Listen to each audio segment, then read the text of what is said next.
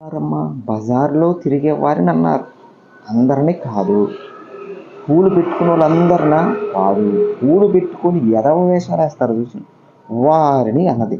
సరే, ఇదంతా చేస్తే బజారు మనుషులు అన్నందుకు ఎంత కోపం వస్తే, బజారులో మణిపూర్లో ఆడవారిని నగ్నంగా తిప్పించినప్పుడు ఏమైందమ్మా నీ మానవత్వం? ఏమయ్యావమ్మా?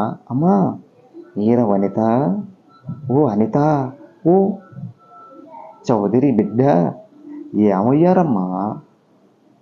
ఓహో, ఏమయ్యారు? రాష్ట్రములో ఏ సమస్యలు లేవా? నిన్నగాక మొన్న ఒక దళిత స్త్రీని 14 మంది ఒకరు మార్చి ఒకరిని రేప్ చేస్తే ఎక్కడ పోయావమ్మా ఈరవనిత? నిన్నగాక మొన్న 10 ఏళ్ళు కొని లేని ఆ బిడ్డ చిన్న దొంగతనం చేసిందని అనుమానంతో కాల్చారమ్మా ముఖం.